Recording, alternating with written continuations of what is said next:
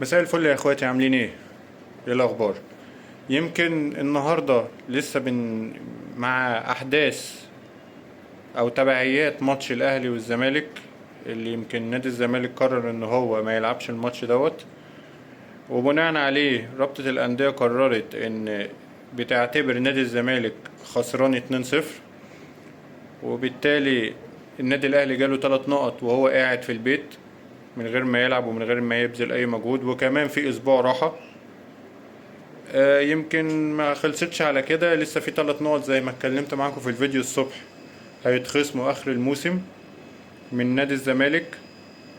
النهارده نادي الزمالك بيقول ان انا عدم لعبي ماتش الاهلي ما كانش عشان ماتش الاهلي بس، لا، انا مصمم على قراري ومصمم على كلامي اللي جه في البيان ان انا مش هلعب اي ماتش في الدور التاني غير لما المنافس يلعب باقي ماتشاته. يمكن رابطة الأندية قالت في حالة عدم لعب نادي الزمالك للماتش الجاي اللي هو ماتش سيراميكا كيلوباترا، كل نتائج الزمالك في الدور الأول هتتلغي، وهيعتبروا نادي الزمالك منسحب من الدوري. هنشوف الأحداث والأيام الجاية هتثبت لنا إيه. هل نادي الزمالك هيصر على موقفه؟ يمكن نصيحة من راجل عادي جدا لإدارة نادي الزمالك: بلاش تمشي ورا كلام السوشيال ميديا، بلاش تمشي ورا كلام، لا، خليك على موقفك. في الاول وفي الاخر انت اللي هتخسر، مفيش حد غيرك اللي هيخسر. نادي الزمالك كله هيخسر. يعني يمكن يا ريت يعني يبقى في قعدة بين نادي الزمالك او المسؤولين في نادي الزمالك وبين رابطة الاندية واتحاد الكورة، ويوصلوا لحلول وسط، عشان مش هينفع كده، مش هينفع الكورة من غير نادي الزمالك. هنشوف الايام الجاية هتثبت ايه. سيبنا من ده كله بقى. النهاردة في مفاجأة كبيرة حصلت في اليورو. النهاردة فوز منتخب النمسا على منتخب هولندا، وبيتصدر المجموعة.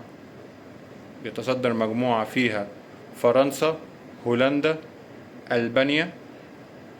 يمكن مفاجأة من العيار التقيل.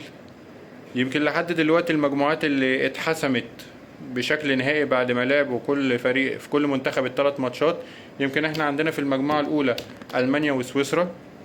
المجموعة التانية أسبانيا وإيطاليا. إيطاليا لسه مستمرة في الدفاع عن لقبها، ويمكن كانت مفاجأة حزينة جدا إن كرواتيا تطلع. في ناس كتير جدا جدا كانت عايزة كرواتيا تكمل عشان لوكا مودريتش، اللي أثبت لي إن الكورة في منتهى السلاسة. كرة سهلة، كرة عند الراجل ده سهلة. أنا بستلم الكورة من قبل ما استلم أنا عارف أنا هعمل إيه. يا ريت يبقى عندنا في مصر، بس صعب يبقى عندنا حاجة زي كده. يمكن المجموعة التالتة لسه بتتلعب دلوقتي، لسه ما تحددش مين اللي هيصعد أول ومين اللي هيصعد تاني. المجموعة الرابعة زي ما قلت لحضراتكم إن النمسا وفرنسا. لسه في باقي الماتشات بتاعت المجموعات بكرة إن شاء الله هنبقى معاكم ونغطيها. طبعا أنا مشجع في اليورو للبرتغال، للأسطورة، لأعظم من لمس كرة القدم كريستيانو رونالدو. مستني رأيكم في الحلقة، ويا ريت اللي يشوف الحلقة يدوس لايك وكومنت ويعمل اكسبلور، وبيكم ان شاء الله مكملين. يلا، السلام عليكم.